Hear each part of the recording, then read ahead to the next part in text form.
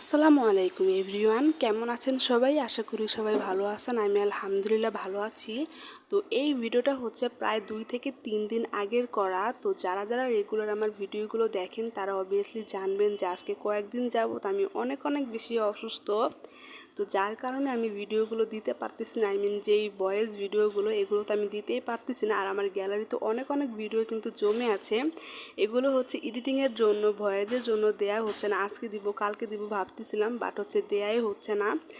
তো আজকে ভাবলাম যে দেই, আর এখন একটু একটু করে আমি দেওয়ার চেষ্টা করব। তো এই তো ওই দিন হচ্ছে আমি ট্যাংরা মাছ, মানে দেশি ট্যাংরা মাছটা ভুনা করব। এটা একটু মাঝারি সাইজের ছিল, আর এটা হচ্ছে আমি কষিয়ে রান্না করব। অনেকেই হয়তো এটা ভেজে রান্না করেন, বাট হচ্ছে আমার এটা কষিয়ে রান্না করলে অনেক বেশি মজা লাগে। তো আমাদের ঘরে আবার আমার ভাইয়েরা এভাবে খেতে চায় না, তো তাদের জন্য আবার অনেক কিছু আম্মু রান্না করবে। আর এটা মূলত হচ্ছে আমার আর আম্মুর জন্য, আমার আব্বুও খায়, শুধু আমার 2 ভাই এভাবে খেতে চায় না। তো এই তো এগুলো হচ্ছে আমি সব ধরনের গুঁড়া মশলাগুলো মানে কষিয়ে দেন হচ্ছে মাছটাও আমি এখানে কষিয়ে নেব। তো এটা হচ্ছে এইভাবে কষিয়ে তারপরে আমি হচ্ছে এটা রান্না করব। আর আমি মাছটা একটু মশলার সাথে একটু ভালো করে কষিয়ে নেব, যেহেতু এই মাছটা অনেক বেশি নরম। তো অনেক বেশি নাড়াচাড়া দেওয়া যাবে না, আমি কিন্তু খুব সাবধানভাবে একটু একটু করে নাড়াচাড়া দিচ্ছিলাম। আর যারা যারা আজকে আমার ভিডিওটা প্রথম প্রথম দেখতেছেন, তো আমার আইডিটা ফলো দিয়ে রাখবেন। আর আমার ভিডিওগুলো যদি ভালো লেগে থাকে obviously like comment and share করে দিবেন। তো আমি আশা করি আপনাদের কাছ থেকে আপনারা আমাকে অনেক অনেক বেশি সাপোর্ট করবেন। তো এই তো এই মাছগুলো যখন একদম ভালো করে কষানো হয়ে গিয়েছে, তখন আমি এখানে টমেটো দিয়ে দিব।